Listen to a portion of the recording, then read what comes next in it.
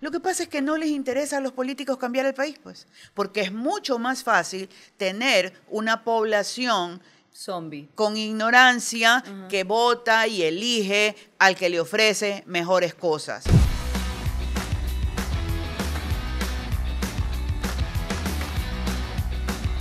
Hola, ¿cómo están? Estamos en Sin Maquillaje, en este podcast en el que hemos hablado muchísimo acerca de la guerra que estamos viviendo contra el narco, contra el crimen organizado, y siempre se menciona en algún momento que hay que trabajar en la educación. Pero bueno, mucho bla bla, y ahora sí vamos a hablar de cómo trabajar en educación, justo para luchar contra los problemas que tiene este país. Y conmigo, para tener especialistas que quieran hablar de este tema, tengo a Mónica Franco, que es una profesional especializada en ciencias de educación, que de hecho ocupó altos cargos en el Ministerio de Educación, y también está Michelle Maffei, que es especialista en prevención del crimen. Y conmigo, como hoy no está Katrina, está una compañera ya de Sin Maquillaje, la eterna, la mejor suplente que tenemos. Siempre que falta uno le llaman porque es titular también. Ya me quedo viendo feo. También se merece ser titular. Estoy con Pamela León, que tiene un máster en comunicación política y analista política. Pamela, ¿cómo estás? Muy bien, contenta de estar en este panel.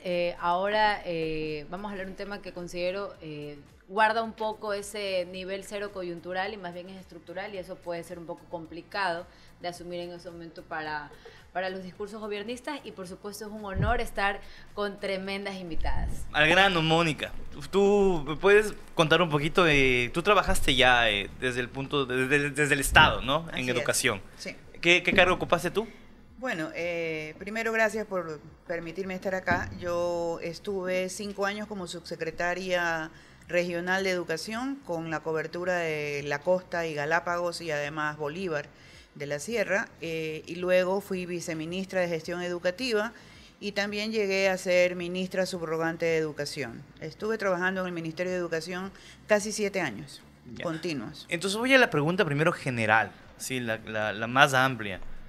¿Por qué siempre reprobamos en educación acá en este país? ¿Por qué siempre estamos con este lío de que siempre educación, educación, educación, y todavía vemos colegios que se caen, alumnos que no llegan, deserción estudiantil?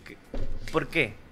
Básicamente porque no hay una política de continuidad en la gestión educativa. Es decir, las políticas públicas no son continuas. Llega un gobierno, hace lo que cree que debe hacer, viene otro gobierno y hace borrón y cuenta nueva. Eso que hicieron ustedes no sirve, así que vamos de nuevo a hacerlo de otra forma. Al no haber continuidad, no existen procesos claros que le permitan al sistema educativo alinearse en una ruta de mejora continua. No hay eso. Entonces, lamentablemente, vivimos en una condición en la que la educación pública actualmente carece de inversión, carece de direccionamiento claro, y los resultados están allí. Hemos tenido muy malos resultados en las últimas pruebas, tenemos una serie de problemáticas que tenemos que enfrentar con urgencia. Y en ese sentido, por ejemplo, la financiación para el sector educativo público es apenas el 5% del PIB, y ya eso sería como una consecuencia de lo que usted está comentando. Y valiéndonos de esta continuidad en el tema de las políticas públicas, siendo que el capital también se deshonra cuando se comparte una política anterior, ¿de qué manera hemos visto el declive de la educación en este momento, considerando que pareciera que lo que se está hablando ahora es consulta y lo estructural que es la educación, y que pareciera no tener un cauce muy claro y concreto? No se habla. ¿Por qué no se discute? ¿Por qué no se ha vuelto a poner esto sobre la mesa? A ver, yo creo, y me parece perfecto tu enfoque de hablar sobre el capital. Yo creo que el mejor capital que tiene un país es sin duda la educación. Y sobre esa coyuntura de trabajo, los gobiernos, independientemente de su lineamiento político partidista, deberían optar por una causa que les sea común, que es la de cambiar al país. Hemos dicho sostenidamente en distintas ocasiones que si el país va a cambiar, tiene que hacerlo a través de la educación. Si no cambiamos la educación, estamos en un país con muy pocas expectativas de futuro. Entonces, el llamado a los políticos a hacer de la educación una causa que la defiendan independientemente de sus filiaciones partidistas. Y sería bueno que suceda. Claro, podríamos decir que ese es el deber ser, pero ahora sonaría romantizado y no debería ser así. Pero yo le recuerdo que en el 2006 la población ecuatoriana votó por un plan decenal de educación, que nos tocó ejecutarlo decenal de educación, es decir, un plan a 10 años. Lo ejecutamos desde el noviembre del 2006 hasta el 2016. Y ese plan implementaba sistemas de infraestructura tecnológica para el Ministerio de Educación, infraestructura física, contratación de docentes, capacitación de docentes, es decir, toda una promesa y una gestión educativa que se comprometió a largo plazo. ¿Y se logró? Y se logró. Nosotros podemos decir, por ejemplo, que en ese periodo el Ecuador cumplió los estándares internacionales en cuanto a matrícula neta de la educación básica, incrementó la matrícula neta del bachillerato. Perdón, ¿qué es matrícula neta? La matrícula neta es la matrícula total de los estudiantes que se mantienen dentro del sistema en la educación general básica. Que no se va. No hay decisión. Sí, así es. Entonces llegamos al estándar internacional. Ahora, con las noticias que vemos respecto de la deserción escolar a partir de la pandemia y sobre todo en los últimos años, leía hace poco que hubo 60.000 desertores del sistema educativo en la costa y 50.000 en la sierra. Eso significa que probablemente estemos bajando ya en la tasa de matrícula neta de la escuela general básica, lo cual es gravísimo. Y esos niños que salen de la escuela, ¿qué va a pasar con ellos, Michelle? Desde tu punto de vista como alguien que esté especialista en prevención de seguridad. Bueno, muchísimas gracias por la invitación, Pame, Ave. El gran problema es que la gran mayoría de bandas delictivas, por ejemplo los choneros y los lobos, siguen siendo las bandas con más miembros. El último dato que tuvimos es del 2020. ¿Qué significa? Que es extremadamente ya viejo ese dato. El dato nos daba que en los choneros o en el grupo delictivo Los Choneros hay 12.000 miembros y en los lobos 8.000. ¿Qué es lo que se dice dentro de la comunidad de los técnicos de crimen organizado? De que con muchísima facilidad, posiblemente los choneros en este momento tienen 20.000 miembros y con facilidad los lobos tienen 15.000 miembros. Siguen siendo las bandas más grandes aquí en Ecuador a nivel nacional. Es un crecimiento exponencial. Es totalmente exponencial. ¿Por qué? La membresía o el promedio de edad de estas bandas es entre los 12 a 30 años. ¿Por qué? Porque cuando tú trabajas dentro del crimen organizado, indiferentemente si es aquí en el Ecuador o en otro país, debido se podría decir, a los mercados ilícitos y cómo tú debes actuar en base a la violencia, la gente muere con muchísima facilidad y normalmente es extraño ver a alguien que tiene 40, 50 años que todavía trabaje dentro del crimen organizado, porque normalmente empiezas como un niño. Un gran ejemplo es cómo tú puedes entrar incluso al cartel del Golfo. ¿Cuál es la forma o la sesión de iniciación para que tú seas un miembro del cartel del Golfo? Es coger un machete y degollar a tu enemigo vivo. Entonces, son bandas que por default tienen que actuar con muchísima violencia. Y pongan eso en contexto. Normalmente, la gran mayoría de sicarios aquí en el Ecuador tienen entre 12 a 15 años. ¿Por qué? Porque normalmente no están en el sistema de educación normalmente público. En efecto, hay una deserción de 60.000 estudiantes que simplemente no se registraron a nivel costa y 50.000 en la sierra. Lo que mencionó ya la doctora Mónica. ¿Y qué es lo que va a suceder? Esos niños van a ser seducidos por el crimen organizado, por su situación de vulnerabilidad, y al mismo tiempo ellos se sienten más seguros cuando están dentro de estos grupos delictivos. ¿Por qué? Porque hay un vacío estatal enorme. Cuando hay estos cortes energéticos, tú puedes estar en la perimetral conduciendo y tú no ves ni a un solo carro de policía. ¿Qué significa? Los policías no están en las calles velando por la seguridad de las personas en general. ¿Dónde están? No creo que estén en los CPLs. Tampoco creo que estén en plena Amazonía en operaciones especiales. Entonces, ¿dónde están yendo estos más o menos 60.000 policías nacional que tenemos a nivel nacional? Evidentemente no están velando por, en efecto, bajar estas tasas de homicidio que otra vez están disparando después del estado de excepción. ¿Qué es lo que nos dicen incluso cooperación internacional como la DATA? Desde el 2020, que fue la pandemia, hasta el 2024, los homicidios en los NNA, que son los niños, niñas y adolescentes, ha incrementado un 460%.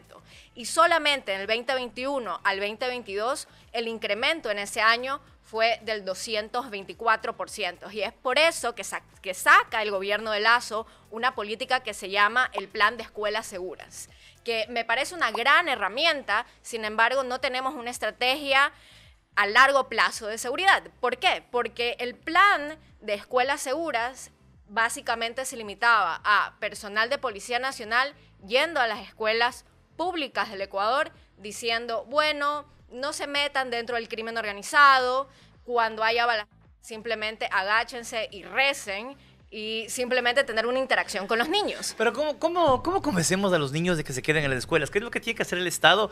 Porque es extremadamente difícil, más allá de la inversión del Estado, que creo que todos estamos acá de acuerdo, que no hay la suficiente inversión. ¿Qué debe hacer el Estado para decir a estos chicos quédense en la escuela? ¿Cómo tú vas a hacer una cuestión? Porque, a ver, seamos sinceros, todos hemos pasado por la escuela, el colegio para estar acá ahorita. Claro, nosotros somos privilegiados, hemos estado en escuelas, colegios que ha tenido todo, no es que llegas a tu escuela y está inundada, llegas al colegio y no hay ni un solo baño, los profesores se fueron, estás en clase de matemáticas y tienes que agacharte porque hay una bala. O sea, yo me refiero cómo tú vas a convencer a todos los chicos a decir, ve, la escuela es el camino. Porque además son chicos que ven lo fácil que es tener plata, adolescentes que ven lo fácil que es ser las estrellas del barrio porque tienen la moto, porque están con las chicas saben que también van a estar seguros con el jefe de la banda. Entonces, ¿cómo les convences a estos chamos? Ve, quédate en el colegio. Porque esa publicidad de que be cool, stay in school, no funciona. O sea... Por ejemplo, ahí yo voy a tomar un ratito la batuta. A nivel nacional, en el 2023, había un déficit de 74,000 docentes. Entonces, evidentemente, no hay el número total de docentes que en teoría a nivel nacional el Ecuador requiere. Y lamentablemente, los estándares de educación hoy en día son extremadamente pobres. Además de eso, súmenle la pandemia. El hecho de tener clases en línea ha dado unos déficits extraordinarios en los chicos. Y yo, siendo docente universitaria, me he dado cuenta de eso. Porque muchísimos de mis alumnos provienen no solamente de las escuelas privadas, que también han tenido unos déficits extraordinarios, pese a ser privadas, pero los déficits en el sector público, en la educación pública, son inclusive mayores. ¿Por qué? Porque hay una brecha digital enorme aquí en el Ecuador, pese a que es relativamente barato, se puede decir, subsanar esa brecha, pero por ejemplo, durante la pandemia, 2 de cada 10 estudiantes en sector público tenían un aparato digital, aunque sea un teléfono o un smartphone o una tablet. ¿Qué pasaba con los 8 restantes estudiantes? Simplemente tenían que pedir prestado o simplemente no tenían ningún tipo de tecnología dentro de sus casas. Entonces, evidentemente, eso incrementó estos déficits y el hecho de que ya no se estén registrando al colegio, porque no aprendieron nada por más de año y medio. Sí, pero yo quiero responder a tu pregunta. Efectivamente, ¿qué hacer para que la educación cambie? ¿No? Porque durante mucho tiempo escuchamos a políticos, escuchamos a conferencistas decir la educación tiene que cambiar. Claro, es un lugar común ya. ¿Cómo tiene que cambiar? ¿Cómo salir del sitio en el que nos encontramos? Yo te podría decir, por ejemplo, que el currículum que tenemos es un currículum ideal, que tiene que ser cubierto por maestros que tienen muchas limitaciones, no solamente en su formación, sino también en los recursos que hay en el aula. Como señalaba Michelle, haber pasado, por ejemplo, a una educación en línea o a una educación virtual sin que la docencia, ni las instituciones, ni las familias tengan recursos elementales para poder seguir una educación online. El maestro pretendía transformar su educación online a pararse frente a una pantalla, hablar. ¿Qué hace falta? Hace falta que el país reconozca la necesidad, por ejemplo, de cambiar el modelo pedagógico. Seguimos con un modelo tradicional. Tú dijiste hace un rato, todos hemos venido de la escuela y todos, si vemos una foto de una escuela, todavía nos encontramos con una escuela donde está el profesor acá, las bancas hacia allá, y esa foto es igual en 1930, en 1950. Claro, no ha cambiado. No ha cambiado. Entonces, es... ¿qué tiene que cambiar? Tiene que cambiar el modelo pedagógico, tienen que cambiarse las metodologías, ir hacia metodologías activas, por ejemplo, el trabajo colaborativo, el trabajo participativo, el aula invertida, el uso de la tecnología en el aula, cosa que no se hace porque el maestro no está lo suficientemente preparado para ello, porque además el maestro tiene grandes debilidades, entre ellas la situación económica del maestro público. Siempre hemos dicho y lo he sostenido en innumerables ocasiones, el docente público, para mí, desde mi perspectiva, es un gran héroe. Tiene que hacer algo con lo poco que le da el Estado. Le paga mal, le da un lugar de trabajo deficitario y le pone más de 35 o 40 estudiantes en el aula. Es el peor trabajo del mundo, eso. Un docente, por ejemplo, que vive en la isla Trinitaria y que tiene un nombramiento de profesor en el recinto Los Amarillos, tiene que coger un bus para llegar al terminal terrestre, de allí ir hasta Salitre, después ir a su recinto donde le toque trabajar y pagarse su movilización, llegar a la escuela más o menos a las 7:30, 8 de la mañana, salir, hacer el otro trayecto hacia Guayaquil, llegar a su casa, preparar la comida, cuidar a los chicos, atender su casa. ¿A qué hora se capacita? ¿A qué hora se preocupa por ser un mejor maestro? O sea, y le pagan escasamente $813. Gana menos que un policía nacional. Entonces, mientras las condiciones de la educación no cambien en cuanto a políticas de atención a los maestros, también de acompañamiento, de monitorización de los docentes, de hacerle mentoring al trabajo del docente en el aula, la educación no va a cambiar. ¿Cómo atraer al estudiante, a ese jovencito que está allí en la isla Trinitaria y que es captado por la sociedad de consumo, por las bandas narcodelictivas, si la escuela es un espacio donde no se divierta, si es un espacio tradicional, si es un espacio que lo reprime? La educación tiene que cambiar su modelo y para eso hay que dar grandes pasos en el perfeccionamiento de la docencia y en el mejoramiento de las condiciones y de los recursos de las aulas en el país. La ex ministra Brown en algún momento comentó que lo que existía era una base de docentes calificados, pero que no podían llenar ni 4.000 vacantes porque eso se iba en el aumento de sueldo de los mismos profesores.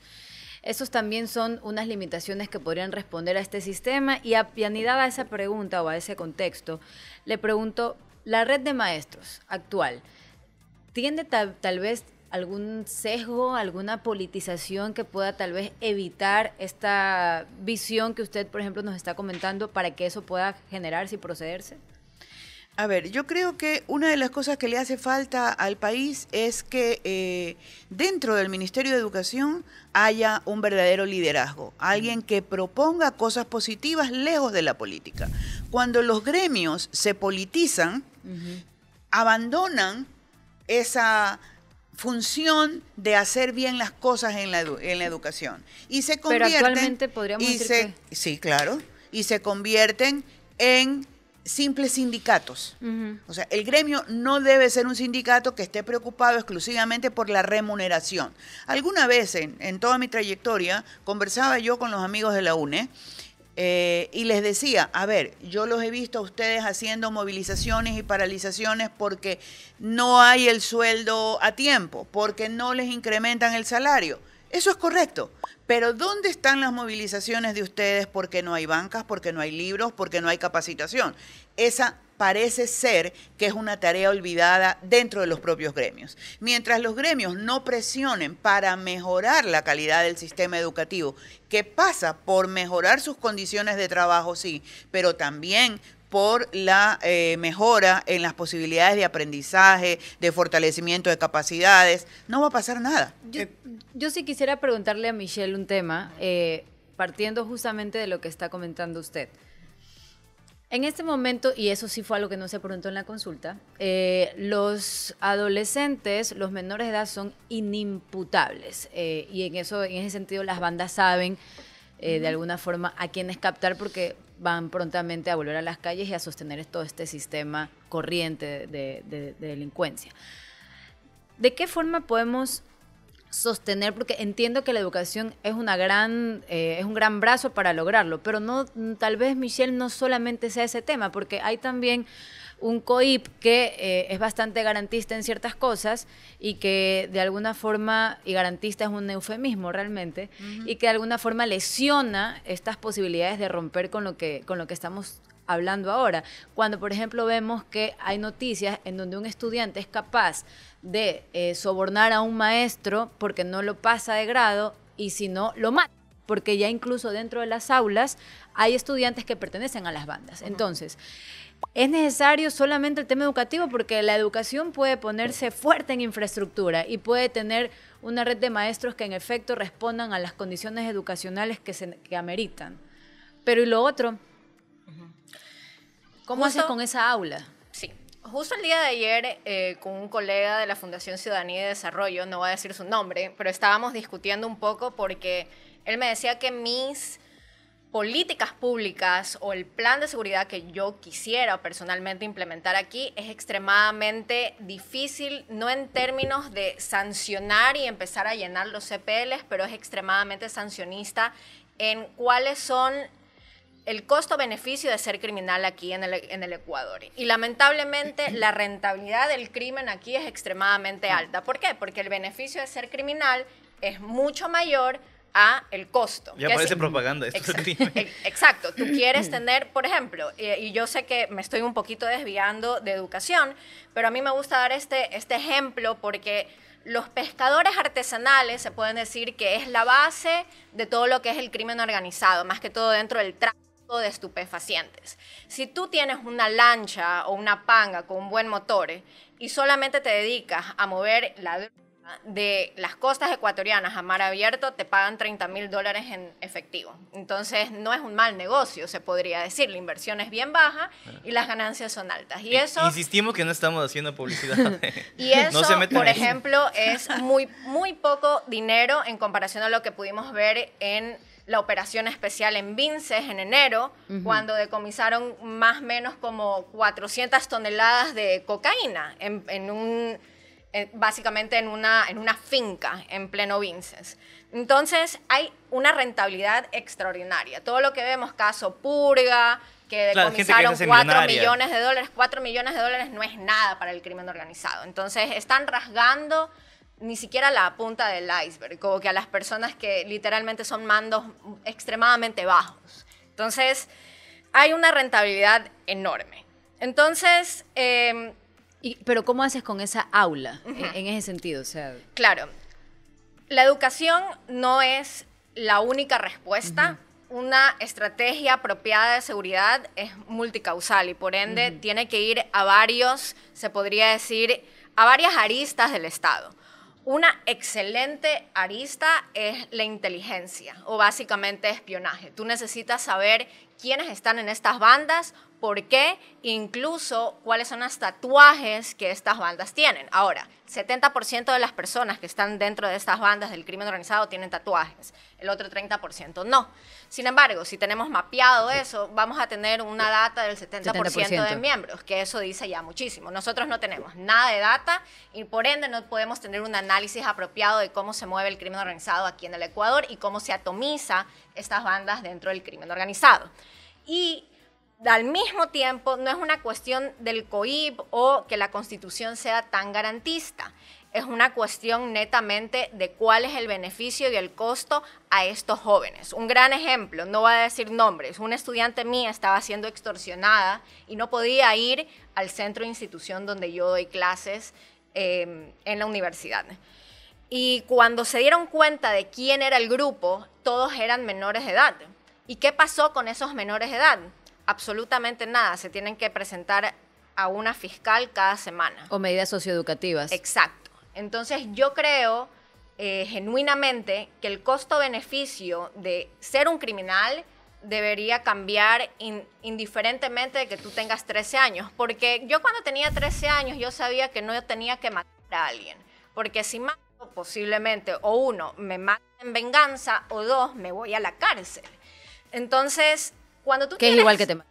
Exacto. Entonces, cuando tú tienes 12 años, tú estás en plena capacidad de saber si yo consumo droga, me voy a hacer drogadicto, si mato a alguien, posiblemente me maten o me maten dentro de un CPL. Entonces, yo sí creo que juzgar a las personas en base a sus actitudes es lo que se necesita dentro del país. Un gran ejemplo de cómo esta política pública puede ser implementada en la arista de seguridad y por ende va a tener una consecuencia directa, no solamente en la educación, sino también en, se podría decir, en la reconstrucción de este tejido social que aquí en el Ecuador es putrefacta, nosotros no confiamos ni en el vecino, es las estrategias de vigilancia a terceros. Lo aplicaron muy bien en Japón y los yakuza simplemente migraron de Japón a Australia. ¿En qué consiste eso? Exacto. Como que Las estrategias de vigilancia a terceros es, por ejemplo, uno, necesitas ya tener datos de quiénes son los miembros de estas bandas delictivas.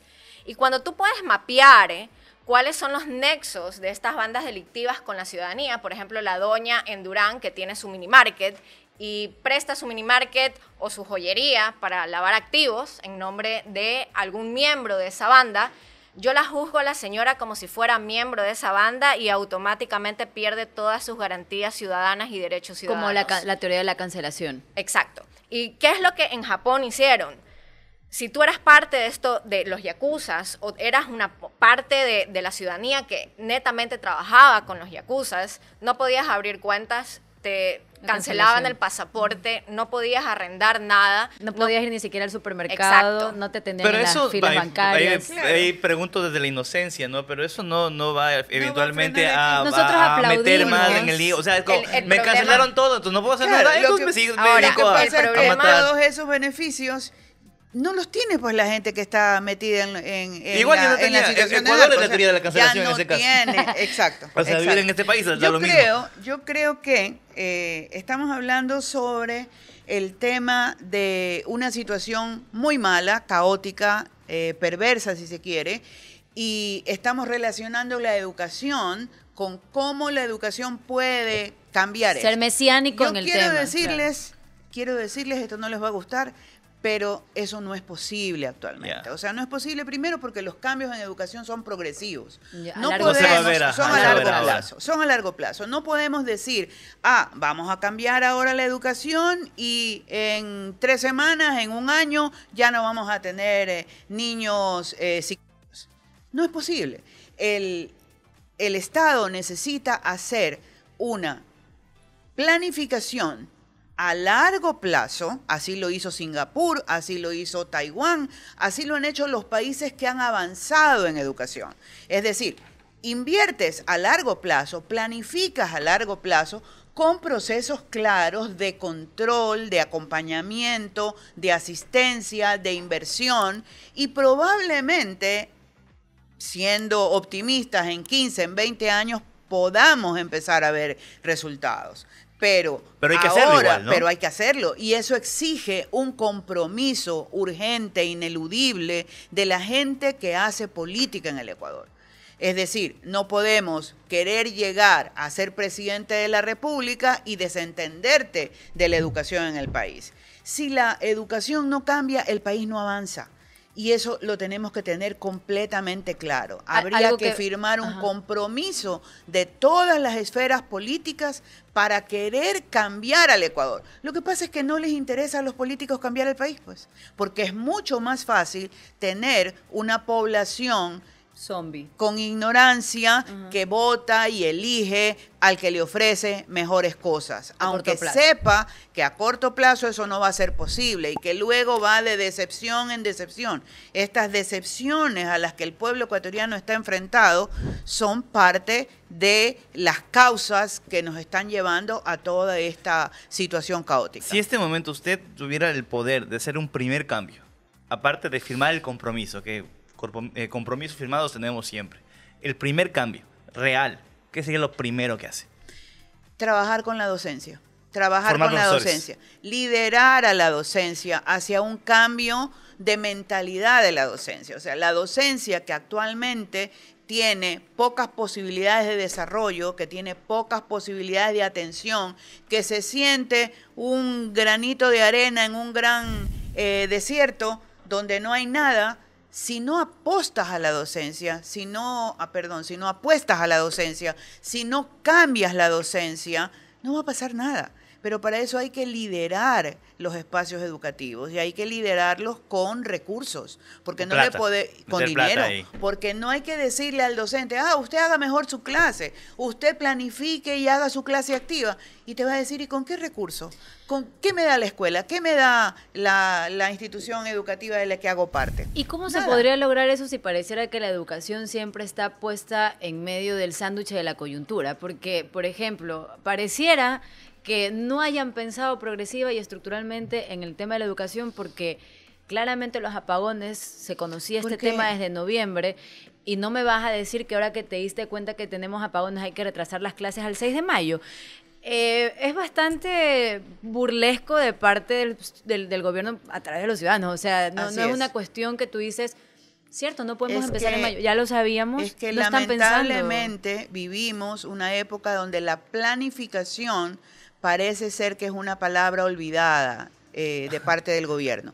No hay planificación. No solo de este, ¿no? O sea, no solo de este, de muchos gobiernos. Entonces, no se planificó todo lo que iba a pasar con la crisis energética, sabiendo desde hace algunos meses, desde la época de Lazo, que se nos venía esto. Pero no hubo planificación, no hubo acciones inmediatas, no hubo control de parte del gobierno. Pero entonces que no hay un ¿qué pasa en asesor que te educación? diga, esto está pasando, se puede... La educación, lamentablemente, en la mira de los políticos, no está en el centro. Y no es rentable políticamente. La última rueda del coche. No, sí, políticamente es rentable. Políticamente es rentable, yo te lo puedo asegurar. Porque, ¿Cómo? por ejemplo... Pero no es una victoria temprana. No, es una victoria rápida, políticamente. Por ejemplo, cuando nosotros promovimos la evaluación de la docencia en el año 2009... nosotros le apostamos no a los gremios que decían no hay que evaluar porque nos van a botar del trabajo, le apostamos a los padres de familia. Si el sistema educativo tiene, mira este dato, si el sistema educativo tiene 1.800.000 estudiantes, el público solamente, quiere decir que tú tienes alrededor de 2.600.000 de padres de familia. Porque tienes papá y mamá, ¿no es cierto? Y esos son votos que te dan y te votan a favor de una candidatura o de una posición si es que las cosas las estás haciendo bien en la educación. Claro, por ejemplo, el momento político era otro, el contexto era otro, por ejemplo, y los problemas a resolver eran si les entregabas libros, si les entregabas uniformes, si construías los baños en las escuelas, si tenías una asistencia para el profesorado, si pasaste de un sueldo del profesor de $170 a un sueldo de $813, entonces obviamente que tenías una respuesta. Entonces, apostarle a la gran comunidad educativa para hacer el cambio. Eso no lo entienden los gobiernos, no lo quieren entender y es una pena, es lamentable. La pregunta para Michelle, en cambio, algo parecido, así como ¿cuál sería el primer cambio en educación? ¿Cómo trabajarías con los chicos para alejarlos de este mundo de plata fácil y conectarles con el valor de la educación? A mí no me parece nada más difícil que convencerle a un chamo, a un niño, a un jovencito que está en un barrio pobre, decirle, ve, anda a estudiar, que de acá cuando te gradúes vas a poder tener un buen trabajo y sacándote la madre trabajando vas a poder tener una vida más o menos decente. Cuando dices, no, o capaz sale a los 15 años, más alguien te van a pagar $5,000 por matar a alguien y ya, ve, con eso vive hasta los 17, 18 feliz y ya. Bueno, hay evidentemente un problema de desinformación acerca del crimen organizado. El crimen organizado no es para romantizarlo. ¿Por qué? Porque nosotros normalmente, todo latinoamericano tiene un narco interno. O sea, todos queremos ser Pablito Escobar y yo no. Evidentemente en algún Pero está bien, ¿no? De alguna manera. Estar en autoridad y con autoridad de decir plato y si tu abuelita está te la desentierro y te la vuelvo a enterrar. O sea, todos tenemos un narco interno. Pero Sí, evidentemente la educación es clave, pero a mí me gusta dar el ejemplo de Holanda. Rotterdam está teniendo un gran problema muy similar aquí a Guayaquil, que en Guayaquil sale casi toda, pero la mitad del tonelaje de droga simplemente del puerto de Guayaquil. Por eso es que Guayaquil, por default, es tan violento si comparamos inclusive con otras provincias, porque la mitad de todo lo que se mueve deliciosamente en el mercado ilícito sale de nuestro bellísimo puerto y el resto obviamente de las demás provincias en la costa. Pero en Holanda hay un sistema de educación evidentemente mejor que el de acá. Igual los chicos se meten dentro de estas bandas delictivas que operan en Rotterdam y al mismo tiempo te matan la Policía Nacional en Rotterdam. Es decir, ¿pero cuál es la proporción? La proporción es enorme hoy en día. En este momento están teniendo un problema terrible. Ahora, ¿por qué la violencia, pese a que está obviamente exponencialmente creciendo, por qué no vemos estos vacíos? ¿Por qué? Porque tenemos una Policía Nacional en Holanda que sí funciona. Es decir, los mecanismos de resiliencia, que lo llama GTOC, que es el índice global del crimen organizado, son evidentemente mejores en Holanda que acá, pero están teniendo un problema de violencia similar que aquí en Guayaquil. Ahora, al mismo tiempo hay un problema con la ciudadanía, de que a nosotros nos encantan las políticas públicas de mano dura. Por ejemplo, vamos a meter a más PPLs a los centros de privación de libertad. Vamos a poner a Fuerzas Armadas a que dé bala contra el crimen organizado transnacional aquí en Ecuador y aquí evidentemente en Guayaquil. ¿Para qué? Para que Fuerzas Armadas terminen teniendo los mismos casos de corrupción que Policía Nacional. O sea, todo el aparataje y las herramientas que están poniendo en este momento en tracción nos van a explotar en la cara y feo. Va a ser como un borracho que nos quiere vomitar encima. Eso es lo que va a pasar. ¿Qué es lo que justo 2 horas antes de venir acá estaba en un panel de crimen organizado con Chris Dalby? Chris Dalby yo creo que es uno de los referentes de qué es lo que está pasando aquí en el crimen organizado en Ecuador y en América Latina. Las estrategias de mano dura, muy buquelistas que queremos evidentemente poner aquí en el Ecuador, no van a funcionar. ¿Por qué? Porque El Salvador tiene una población mucho más pequeña. De paso, Barrio 18 con las maras están en una alianza, es decir, un solo liderazgo, entonces es extremadamente más fácil. Acá nosotros tenemos 22 liderazgos diferentes. Buena suerte haciendo eso. ¿Qué es lo que Chris Dalby dice? Evidentemente lo que van a hacer es quemar dinero, el gobierno actual o el siguiente gobierno si sigue igual. Van a quemar dinero y van a tener estas pequeñas victorias muy separadas al problema y al fenómeno a nivel nacional. ¿Y qué es lo que va a terminar sucediendo? Nosotros vamos a tener una tasa de homicidios indiferentemente mayor a la que tenemos en este momento. Más grande todavía. Más grande que el año anterior, que terminamos en 45 por cada 100.000 habitantes. En este momento, dice... ¿Es el más grande de Latinoamérica? Creo que lo escuché recién ayer, no estoy seguro. No es el más grande, pero indiferentemente, por ejemplo, lo que pasó en Perú con el incremento a la violencia y en Colombia tomó décadas. En el Ecuador tomó 4 años y por ende, se puede decir... en tiempo de temporalidad o el periodo, es lo que hoy en día el Ecuador es el país más violento en toda Latinoamérica y el Caribe. Sin embargo, el Cantón Durán tiene la misma tasa de homicidios que Haití. Y es por eso que el Cantón Durán, exacto, y en Haití de paso hay canibalismo en este momento. Entonces, el Cantón Durán, sí, el Cantón Durán. Me quedo con las pequeñas victorias, al menos no se están comiendo en Durán. Exacto. En Cantón Durán... ni siquiera o sea, está en el top 1 de ciudades más peligrosas del mundo. Y ni siquiera es una ciudad, es un bendito cantón con 300.000 habitantes. Pero no es una ciudad de acuerdo al Ecuador, es un cantón al fin y al cabo. Pero es que el cantón tiene como capital una ciudad, pues. Se podría decir, pero no es visto como una ciudad en comparación inclusive o sea, poblacional. De población, exacto, ajá. es 300.000 almas. Pero es un gran ejemplo de lo que está pasando. Entonces, vuelvo a mi pregunta. Entonces, ya me voy a quedar con los chicos de Durán. ¿Cómo le convences a un chico de Durán que tiene que estudiar y que va a ser mejor estudiar que entrar a los grupos organizados? Fácilmente, porque si tú tienes 12 años, eres carne de cañón, que por cada asesinato que tú hagas y ejecutes, te van a pagar máximo $150 y de ahí te pueden matar. Al revés, los homicidios de los jóvenes no solamente es un daño colateral en una balacera, están activamente también matando a niños menores de edad.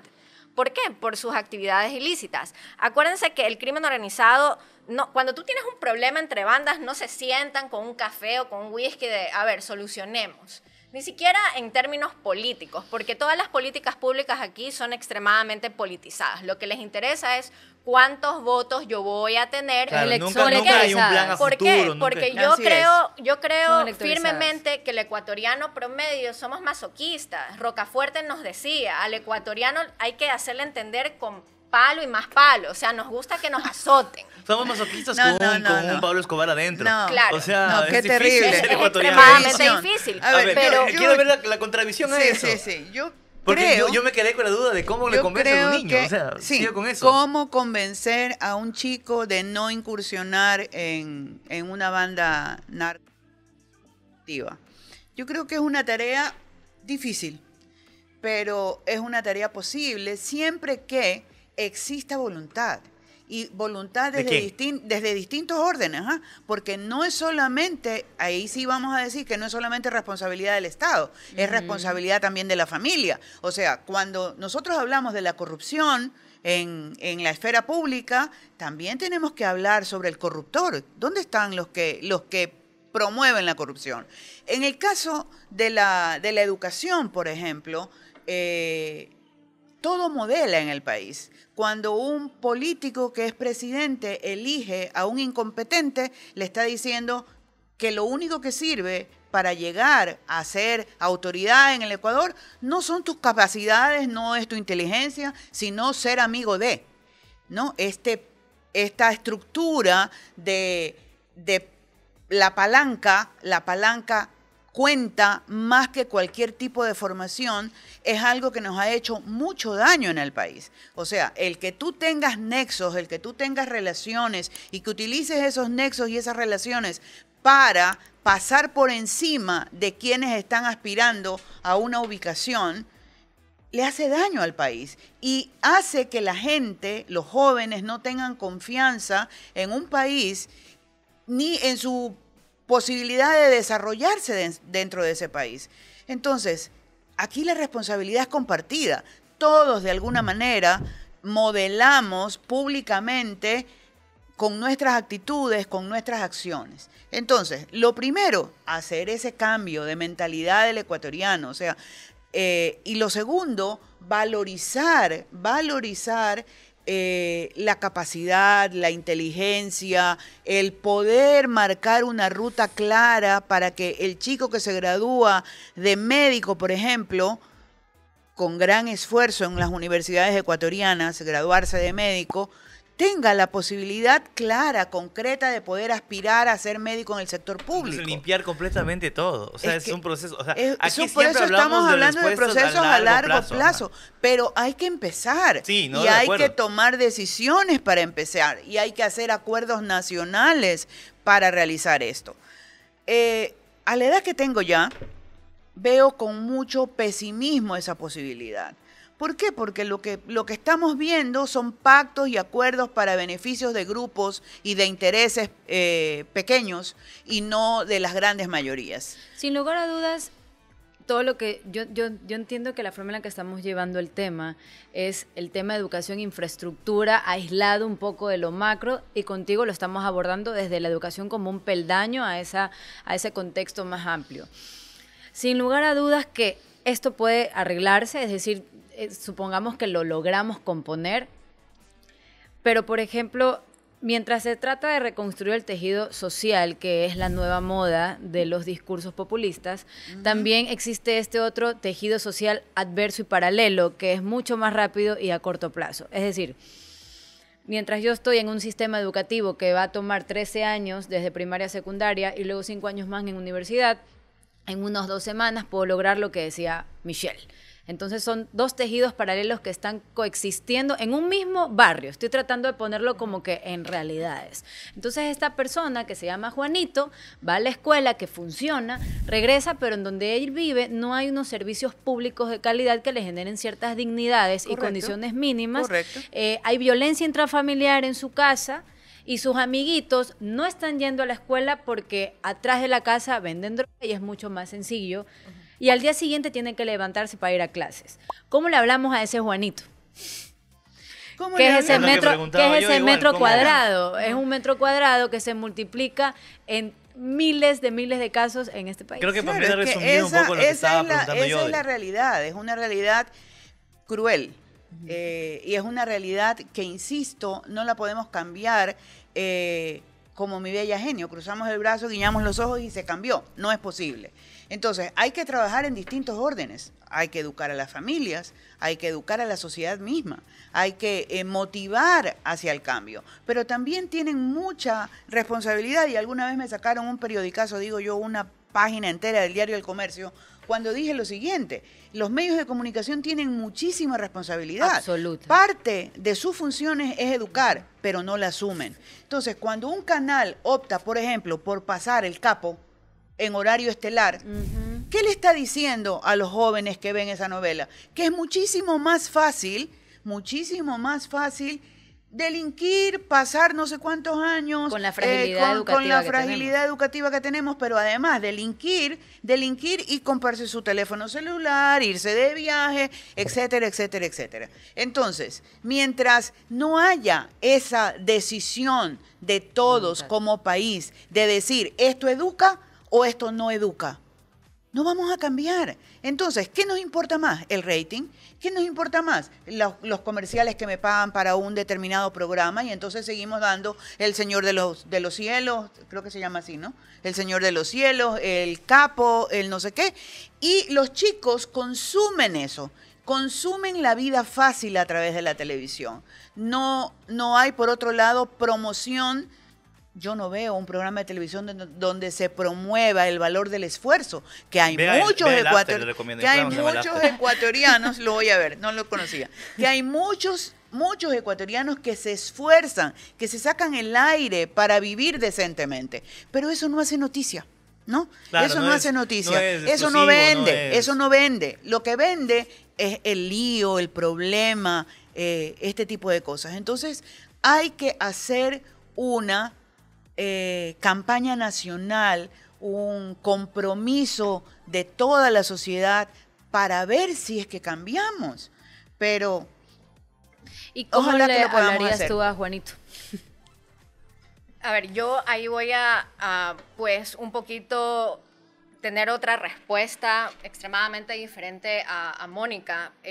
Por ejemplo, una cuestión de los medios de comunicación, de ponerte a Pablo Escobar o ponerte a los chapitos como el Chapo Guzmán, yo no lo veo como algo necesariamente negativo, porque yo crecí con eso desde que era pequeña en los años 90, porque se pusieron de moda justo en los años 90 ese tipo de series. Pero en una familia con privilegios. También, pero que no es lo mismo que el niño de la Isla Trinitaria. También, pero yo me enamoré de eso en términos de quiero entender el fenómeno. Y todos los que son técnicos y todos que investigamos dentro del crimen organizado empezamos así.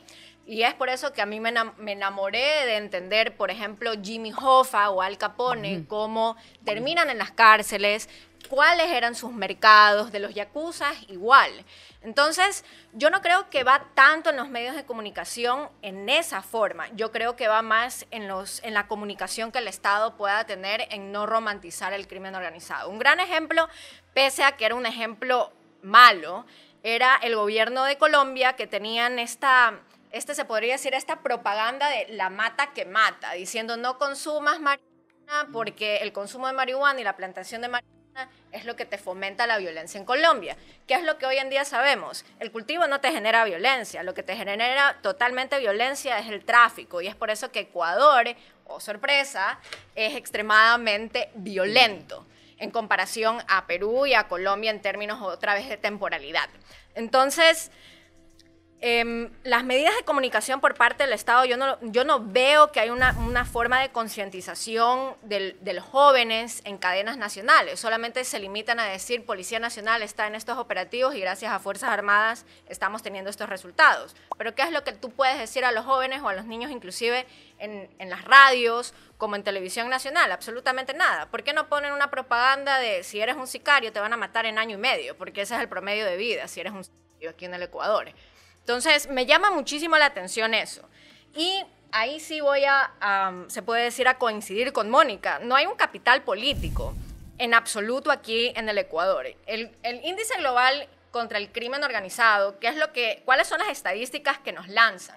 Nosotros tenemos una capacidad de resiliencia o de respuesta contra el crimen organizado del 4.88 y la influencia de los actores delictivos aquí es 7.07. ¿Qué significa? Nos duplican los actores criminales. ¿Me puedes explicar qué ese 4% debía para ir cerrando? Exacto. El 4.88 de resiliencia es, por ejemplo, tú tienes una buena ley de lavado de activos, tienes transparencia, tienes un buen sistema judicial, al mismo tiempo tienes un buen programa, una buena UAFE, que incluso te dice que la UAFE utiliza que el 3% del PIB en el Ecuador proviene del lavado de activos, mientras que en realidad es el 40%, no es el 3%.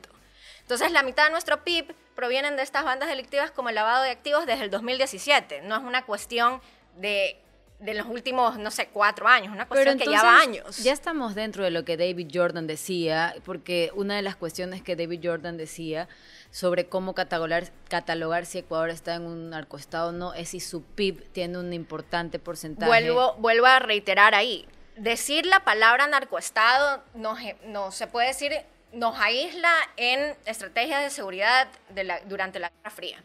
Negativo eso. Hoy en día, ¿qué es lo que se llama? Nosotros tenemos una fragilidad estatal, por eso no tenemos capacidad de resiliencia o de respuesta. La capacidad de respuesta no puede ser netamente del Estado, sino que necesita el músculo de la sociedad. Ojo, que cuidado, piensen, es que el niño de 12 años o la doña del barrio Durán tiene que ir y dar al crimen organizado. No. Necesitan ser los informantes con una Policía Nacional que sea efectiva, con un programa inclusive de protección a testigos. Y al mismo tiempo que esta ciudadanía crea que el Estado está haciendo un plan efectivo a largo plazo de seguridad. Como la educación, la seguridad, se puede decir, es dinámica, extremadamente dinámica. Si tú no tienes un servicio de educación que sirva, Fuerzas Armadas que sirva y que en efecto esté en fronteras, porque eso es lo que tiene que hacer Fuerzas Armadas, Policía Nacional que sirva, un departamento especializado de crimen organizado, que al mismo tiempo tu sistema de salud funcione, y de ahí viene la estrategia de seguridad que engloba todo eso. Tú puedes tener a todas las instituciones del Estado dando, tú lo que vas a incrementar es el crimen organizado, los vas a hacer más enojados de lo que ya están. Entonces, lo que tenemos que hacer es trabajar a nivel estructural, es tener una educación que funcione, que esté dentro de un Estado que funcione y que esté presente para no estar ahorita hablando por enésima vez de que no sabemos cómo luchar contra el crimen organizado. Y quisiera hacer un paréntesis ahí. Hoy en día, la comunidad internacional, ¿qué es lo que nos dice? Ecuador ha recibido toda la cooperación internacional que ha pedido, tiene todas las buenas técnicas, tiene especialistas nacionales, ha tenido especialistas internacionales. ¿Y qué es lo que falta aquí en el Ecuador? Capital político. Es, por Dios, hagan lo que se les dice y no pongan sus intereses políticos antes. Y por eso estamos quedando como el impresentable. Y es el punto en común que tenemos. Pero yo quiero decir algo, o sea, el tema no es que nos digan qué hacer, ¿no? Sino que nosotros tomemos conciencia de qué es lo que necesitamos hacer. O sea, no tiene que venirnos a decir otro país, usted, Ecuador, haga A, B, C de cosas. Porque eso pasa precisamente porque tenemos una población carente de pensamiento crítico creativo, ¿no es cierto? Cuando decía hace un rato, Michelle, es que yo vi capos y yo vi los chapitos y no me pasó nada. Claro, porque ella tuvo una educación de calidad que le ayudó a pensar crítica y creativamente. Pero eso no pasa con más del 70% de la población en el Ecuador. Con esos niños que están en las bandas delictivas, la educación es tan mala, de mala calidad, que no los ayuda a discriminar adecuadamente de cuál va a ser su futuro pernicioso si ingresa a una banda. Entonces, gracias, eso es Mónica. difícil. Yo creo que serían las dos. Yo creo que tenemos- para el tema, o sea, sin lugar a dudas, comunicación de Estado programática y cronogramadamente debería suceder, a la vez que deberían haber ciertas restricciones considerando la fragilidad educativa de ciertos sectores populares. Y tener muertos preparados, tener una política Todo un continua, sistema que pueda grande. funcionar de manera estructural Así en es. coincidencia Muchas gracias, con el muchas Estado. gracias. Pues sé que es un No, gracias tema a difícil, gracias por ustedes, es estar un acá. tema apasionante.